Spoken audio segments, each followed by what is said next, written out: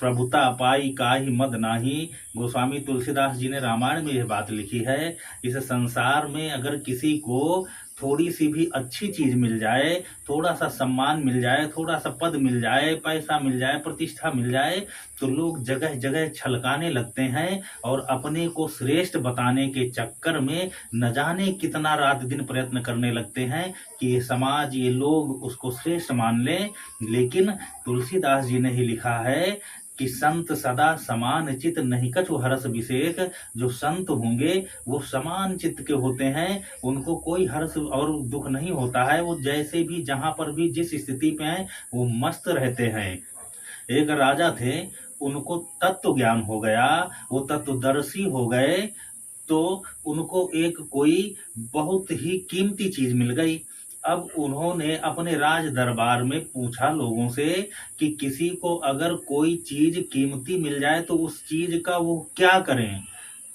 तो राज दरबार के लोगों ने, किसी ने कहा कि उसे लोगों को दिखाना चाहिए, किसी ने कहा उसको लोगों को बांट देना चाहिए, किसी ने कहा उसको सजा के रख देना चाहिए। सबने अपने अपने मत अनुरूप राजा को अपनी बातें बताई।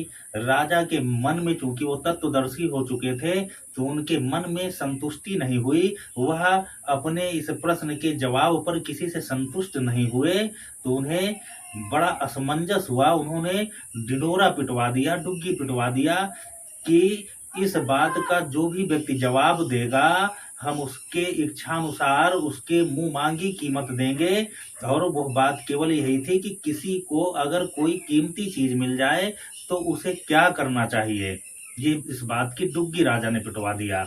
अब वो जब ढिंढोरा पीटा गया तो वहीं पर एक तत्वदर्शी बनिया भी रहा करते थे उन्हीं के राज्य में, उनको भी तत्व ज्ञान हो गया था।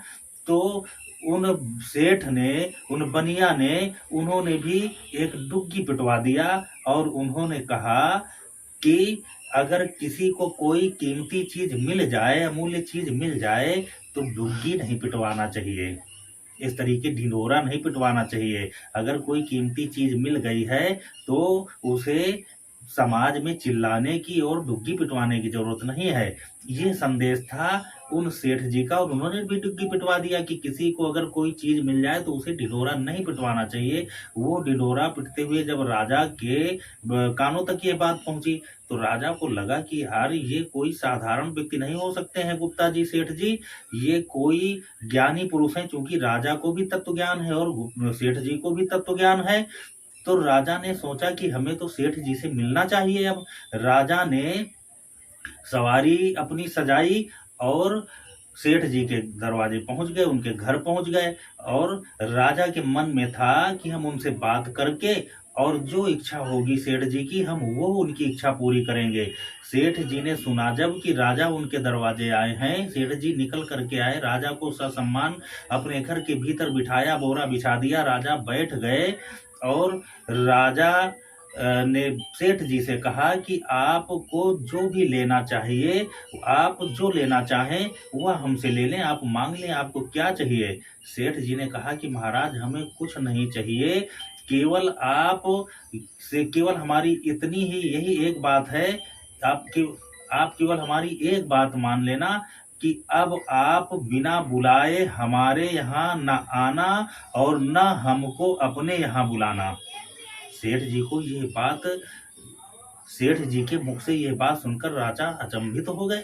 उन्हें लगा कि उन्होंने तो सोचा था कि सेठ जी अगर उनका राज भी मांग लेंगे तो संपूर्ण राज सेठ जी को दे देंगे, लेकिन सेठ जी ने तो यहाँ पर बिल्कुल आने और बुलाने तक को भी मना कर दिया। राजा ने पूछा कि सेठ जी आखिर ऐसा क्यों कह रहे हैं आप। तो सेठ जी ने कहा कि महाराज आप अगर हमारे यहाँ आओगे या हमको बुलाओगे तो इस राज्य में एक अफवाह फैल जाएगी कि सेठ जी का राजा से संबंध है, और रोज नए नए काम लेकर के रोज आने लगेंगे कि सेठ जी हमारा राजा से ये काम करा दो, सेठ जी राजा से हमारा ये काम करा दो। तो हम जो अपनी शांति में स्थित हैं, जो अपने मूल स्वभाव में स्थित हैं, जो परमानंद में स्थित हैं, तत्वदर्शी थे सेठ जी, तो आनंद में रहा करते थे, तो हम ना भी नहीं कर पाएंगे और हम जो है परेशान हो जाएंगे। इसलिए महाराज जी आप ना बिना बुलाए हमारे यहाँ आए और ना हमें बुलाएं।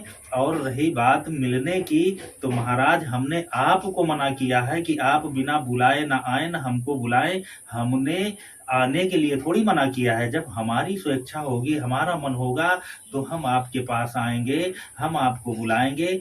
आप हमें न बुलाएं और न आप हमारे यहाँ आए।